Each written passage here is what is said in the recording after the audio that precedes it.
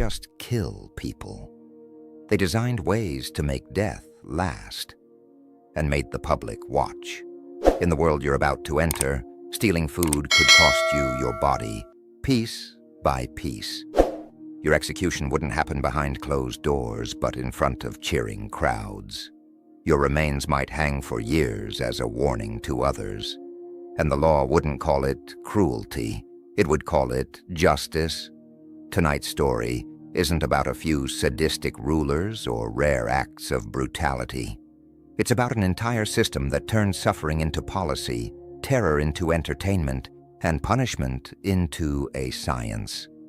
These methods were legal, normal, official, and millions lived knowing that a single mistake could erase them in the most humiliating way imaginable. As you listen, the shock will settle into something quieter and more unsettling. Because the deeper we go, the clearer it becomes that these punishments didn't survive by accident. They survived because society accepted them. If stories like this pull you in, true history that exposes the darkest corners of human power, take a moment to like the video and subscribe. Not for the noise, but so these hidden stories can find you again when curiosity keeps you awake.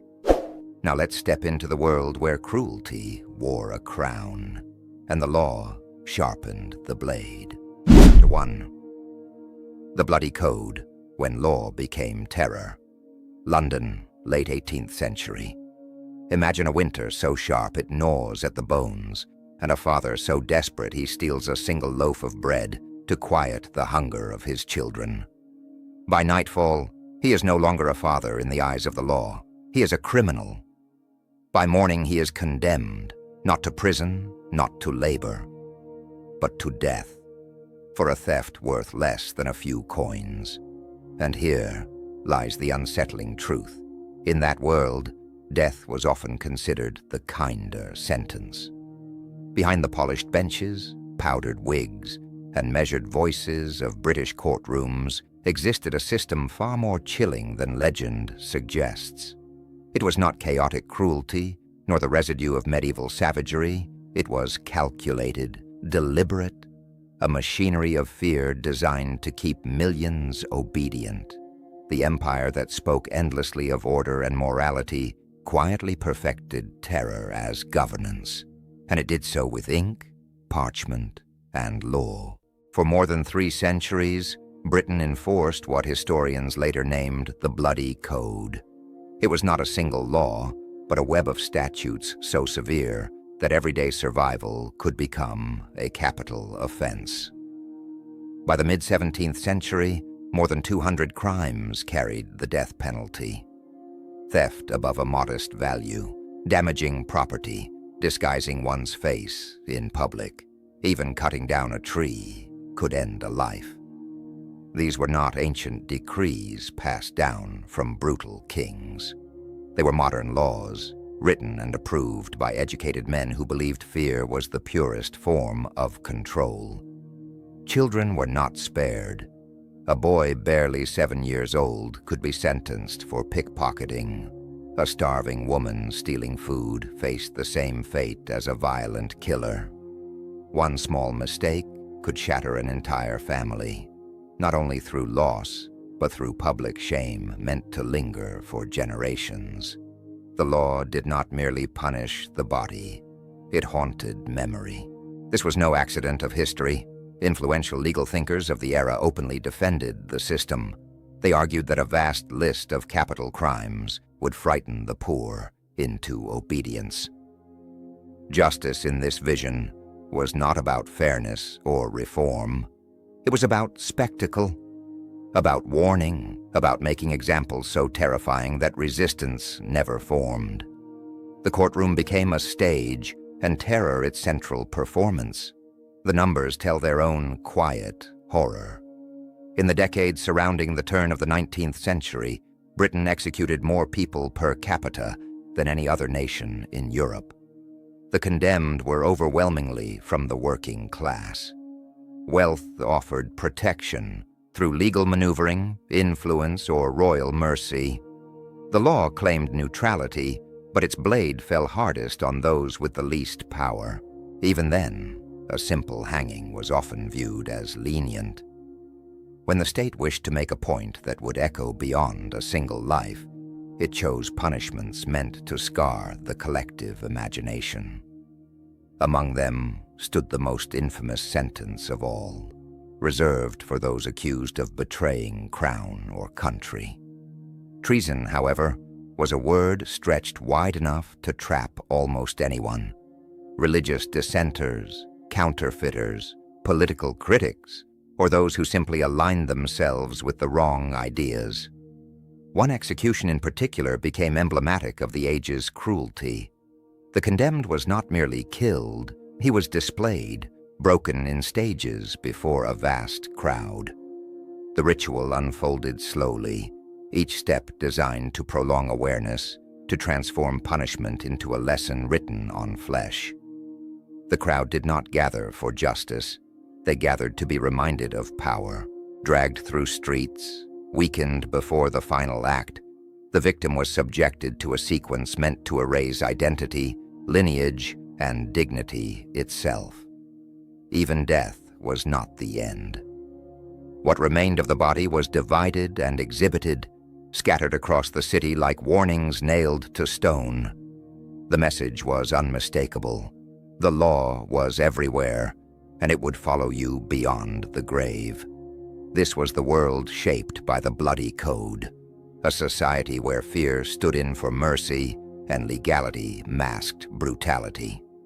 As night settles over that long-ago London, remember that this terror was not hidden in shadows. It was written plainly, enforced openly, and accepted as order. And as the empire expanded, so too did the reach of this philosophy, quiet, relentless, and deadly calm, like law spoken in a whisper just before the door closes. Chapter 2. Drawing and Quartering, Spectacle as Psychological Warfare. Once the sentence was spoken, the law did not hurry. It lingered. What followed was not simply execution, but a ritual refined over generations, carried out by men who treated cruelty as a profession. The body was taken apart with deliberate precision, divided according to methods that executioners learned, shared, and perfected as they moved from city to city. This was not chaos, it was procedure. Each piece of the condemned served a purpose beyond death. The head, severed last, was lifted high and sent to London Bridge, where it watched the river and the crowds below. Thousands passed it each day, eating, trading, laughing, all beneath a face frozen in its final moment. The remaining quarters were dispatched across the kingdom, often to places the condemned once called home. There they were mounted in public view, silent messengers warning that dissent did not end with the grave. To ensure the message lasted, the state invested in preservation. Heads and limbs were boiled briefly, then sealed with tar or pitch to slow decay. Iron cages were constructed to hold them aloft, transforming punishment into a permanent exhibit. Months passed, sometimes years. Travelers came to see them, children grew up beneath them, fear became part of the landscape. The effect reached far beyond the scaffold. Knowing that opposition could lead to such total erasure reshaped behavior itself.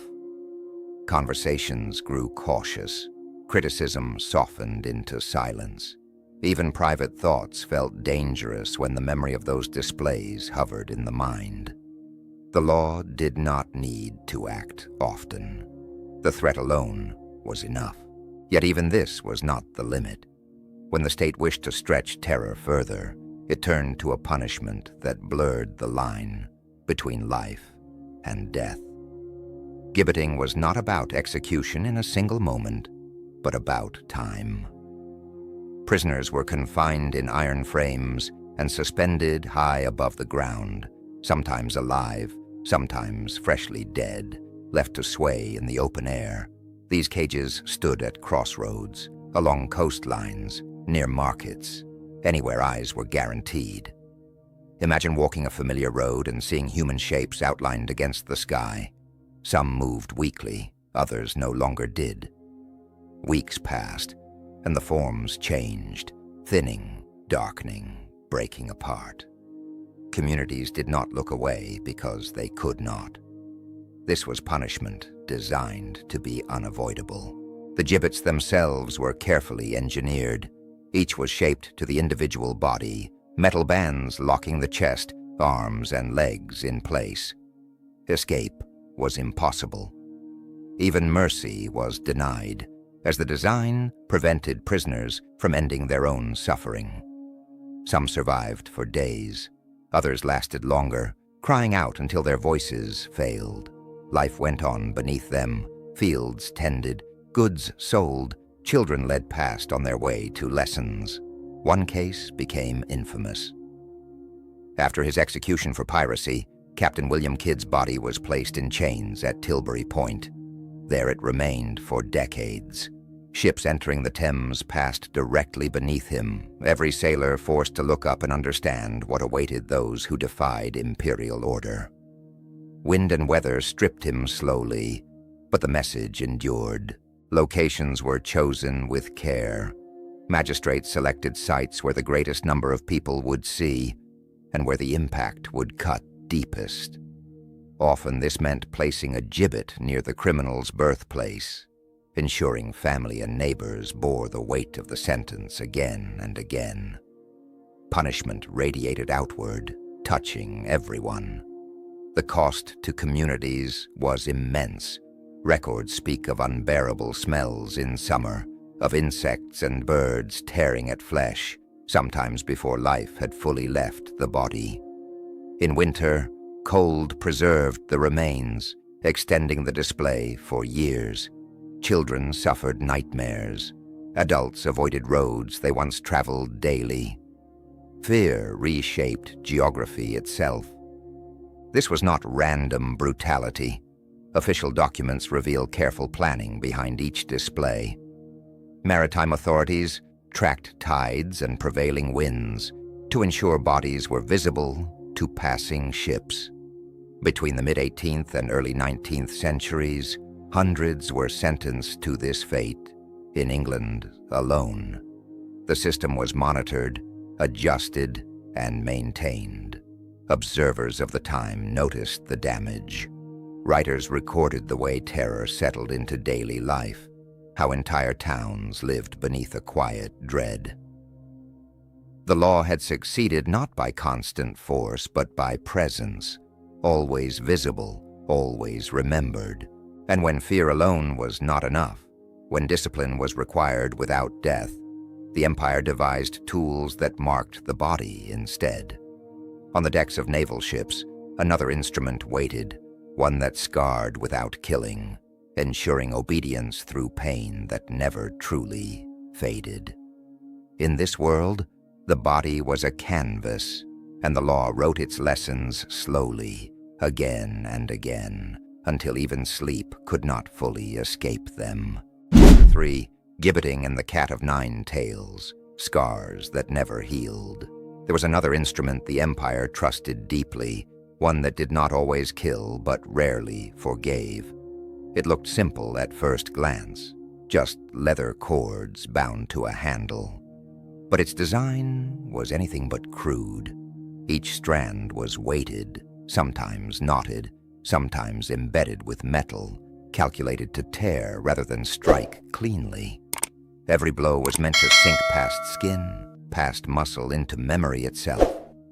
What the blade did in one moment, this tool did slowly, line by line, across a man's back. Punishment followed ritual as precise as any ceremony. The condemned was stripped and bound to a wooden frame, arms stretched high, leaving the body exposed and helpless. A drum beat set the pace, steady and relentless, so no lash came too fast or too mercifully slow. Nearby stood a surgeon, not to ease pain, but to ensure survival. Death would have ended the lesson too soon. This was suffering measured, not improvised. Naval records preserved these moments with chilling calm. Logbooks listed offenses, tallied lashes, and noted whether the subject remained fit for duty afterward. Explorers and captains, now celebrated for their achievements, wrote casually of hundreds of floggings during long voyages, a dozen lashes for drunkenness, 50 for insolence, hundreds for resistance. The sea carried these rituals wherever the flag flew. Doctors of the time quietly recorded the aftermath. Their notes spoke of wounds far deeper than torn skin, muscle fibers split, nerves damaged, infections that never truly healed. Many survivors lived with pain for decades. Some could not bear clothing against their backs. Others flinched at sudden sounds, the echo of the drum never quite fading. The scars themselves became a language. They marked bodies permanently, unmistakably. Former sailors were recognized in taverns and ports by the web of raised lines across their shoulders. These marks followed them into old age, into poverty, into silence. They were living warnings, proof that authority could reach into flesh and stay there. Yet the punishment was never meant for the victim alone. Crews were forced to watch, to listen to leather striking skin, to hear cries carried by wind across the deck. Blood pooled where men stood. Fear settled quietly afterward, deep and lasting. Discipline was not enforced once, it was rehearsed again and again. As the empire expanded, so did the use of this tool. Modified versions appeared on plantations in the Caribbean, in colonial barracks across India, in penal settlements half a world away. In Australia, transported convicts endured repeated floggings meant not only to punish, but to hollow them out. Some accumulated hundreds, even thousands, of lashes over a lifetime, each one a reminder that escape was an illusion. When courts wished to erase a life without the spectacle of execution, they turned to exile. Transportation sounded almost gentle on paper, a second chance, a new land. In reality, it was a slow unraveling. Tens of thousands were sent across oceans for crimes as small as theft, bound for places they would never leave. The journey itself was part of the sentence. Prisoners were chained below deck in airless holds, surrounded by sickness and waste. Food was scarce, water fouled quickly, and disease spread unchecked. Voyages lasted months, long enough for hope to thin and bodies to weaken. Captains were paid by the number delivered alive, not by the condition in which they arrived. Many never arrived at all. Ships lost men steadily to fever, starvation, and neglect. Some voyages became floating graves, their survivors skeletal and broken by the time land appeared. Surgeons who accompanied these fleets wrote of scenes they could barely comprehend, bodies piled, minds undone, the living indistinguishable from the dying. For those who survived, the punishment did not end on shore. Hard labor, isolation, and further floggings awaited. Transportation did not reform, it erased. It stripped people of past and future alike, leaving only obedience and exhaustion.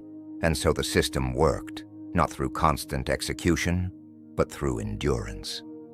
Pain that lingered, fear that traveled, bodies that remembered long after laws were forgotten. In the quiet after the lash, after the chains, after the long voyage, the lesson remained, etched where sleep itself could never fully wash it away. Chapter 4. Transportation and pressing to death, the slow unmaking of a human being. In the quiet pages of private journals, far from courtrooms and proclamations, the truth of transportation emerges with disturbing clarity. Prisoners were packed into holds so cramped they could neither stand upright nor lie fully at rest. Chains fixed them in place for weeks and months. With no sanitation, no privacy, and no relief, bodies broke down in predictable ways. skin ulcerated from constant contact with filth. Infections spread easily. Illness was not an accident of the system. It was an outcome the system accepted without concern. Arrival in the colonies did not bring relief. For many, it marked the beginning of something even harsher. Convicts were assigned to private masters who controlled every hour of their lives. They labored without wages, without legal protection, and without recourse. Colonial records speak plainly of starvation, routine beatings, and work pushed beyond endurance. Officially, this was punishment. In practice, it was forced labor that differed from slavery, mostly in name. Women endured a cruelty shaped specifically for their vulnerability. On transport ships, female prisoners were effectively unprotected. Officers and crew faced no consequences for abuse, and many ships became places of quiet terror. The Lady Juliana, which carried more than 200 women to Australia in 1790, gained infamy for the conditions aboard. Pregnancies were common. Some women gave birth still in irons. Survival itself became an act of endurance rather than hope. Once ashore, the assignment system extended suffering indefinitely. A master's complaint could lengthen a sentence with ease. Minor infractions, real or invented, kept convicts bound to unpaid labor years beyond what courts had ordered. Nowhere was this more visible than Norfolk Island, a penal settlement so brutal that prisoners reportedly begged for execution instead. Officials spoke of reform. Those who lived there called it a place designed to erase the will. Letters smuggled back to England tell the quieter side of this destruction. Margaret Catchpole, transported in the early 19th century, wrote of minds unraveling under isolation. She described men and women losing themselves slowly, forgetting who they had been. Some chose death rather than continue. The punishment did not need chains forever. It lived inside the person.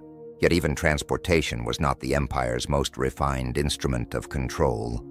When courts faced defendants who refused to speak, to plead guilty or innocent, they turned to a punishment that relied on silence itself. It was called peine forte dure, pressing to death, and it was built on a chilling logic. Without a plea, a trial could not proceed. Without a conviction, the crown could not seize property. Silence became resistance. The solution was elegant in its cruelty. The accused was laid on the ground, a board placed upon the body, and stones added gradually. The suffering could end at any moment, so long as the prisoner agreed to speak.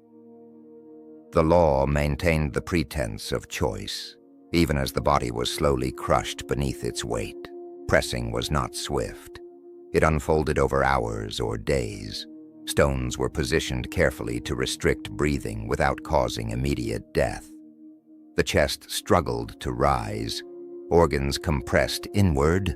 Each moment forced a decision: speak and face execution or a sham trial, or remain silent and endure the pain for the sake of family, property, or principle.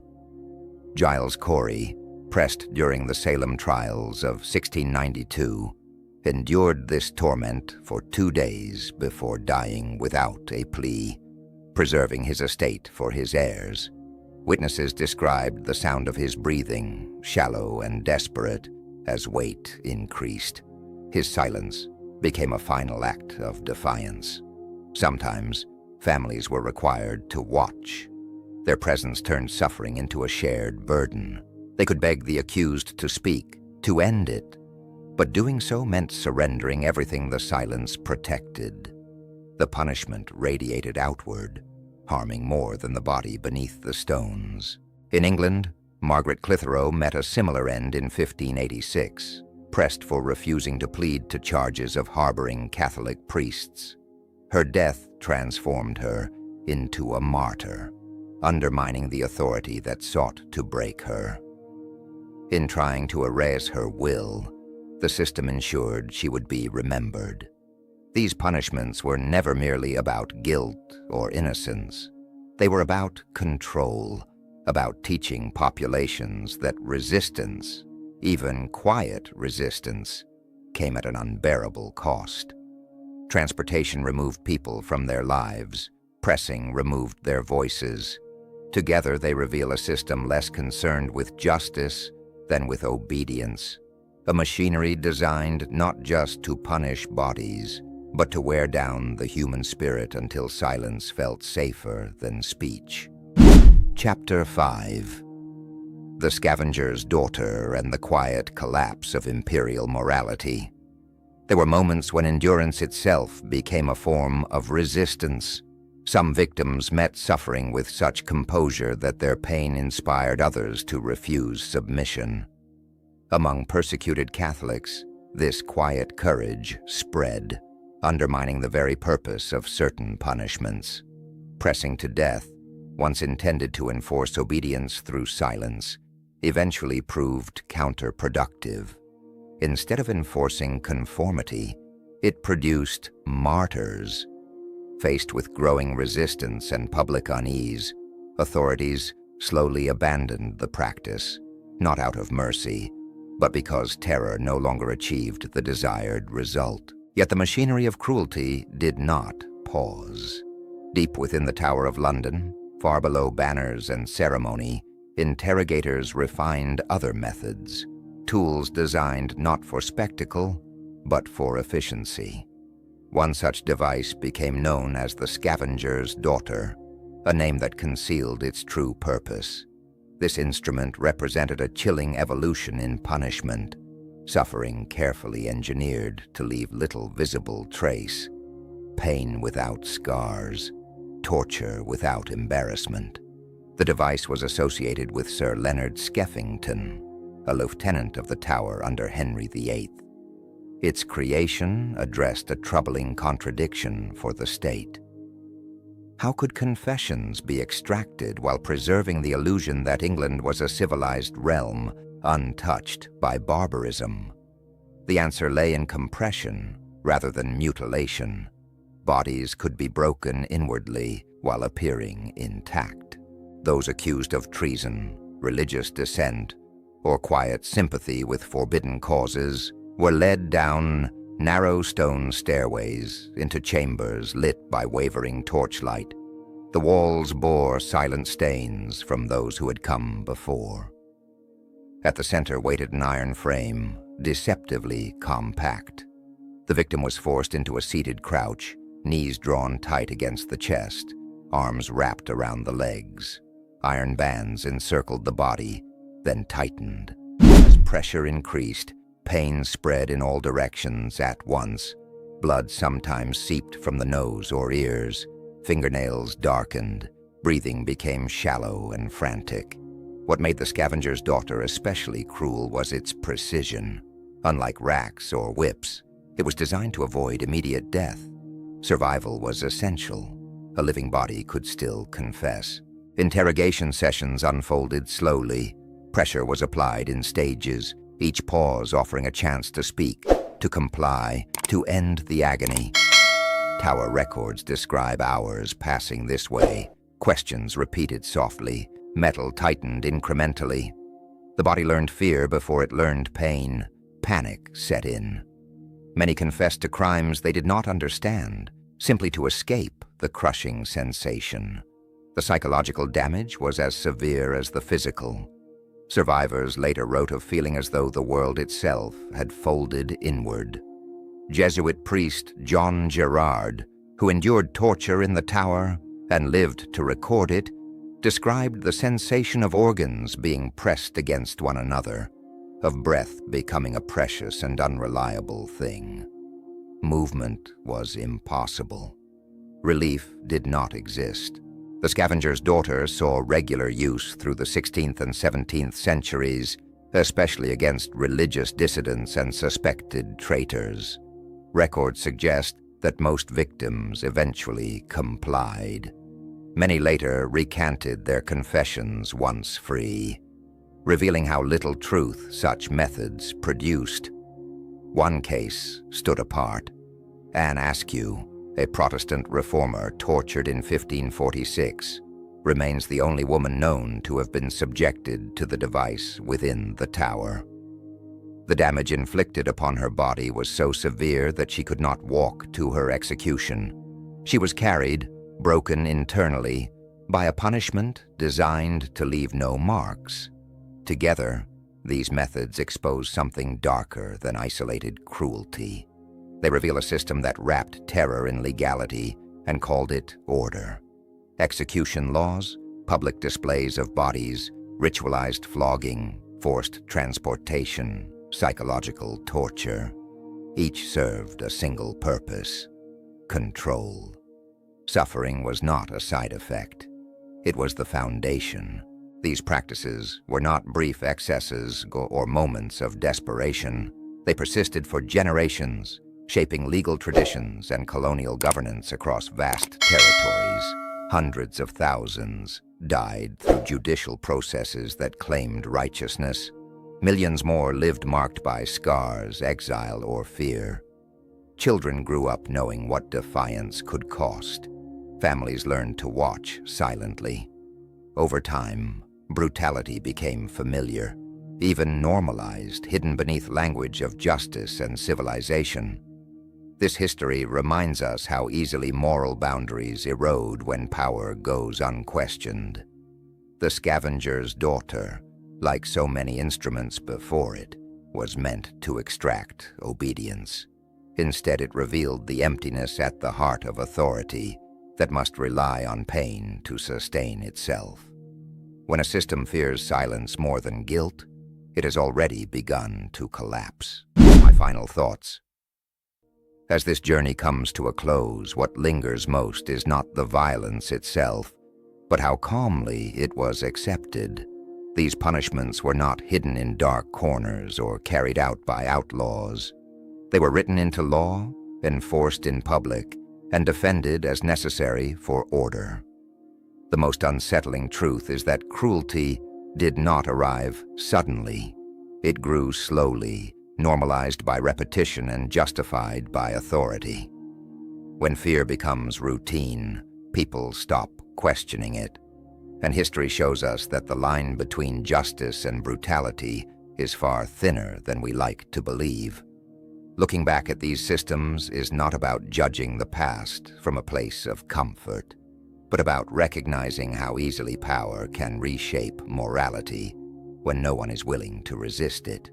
If this story stayed with you, if it made you pause, reflect, or see history a little differently, consider gently liking the video and subscribing. These quiet signals help keep stories like this alive, so they don't disappear into the silence that once protected them. There's no rush, no urgency, just the invitation to return whenever curiosity or rest calls for another journey into the shadows of the past.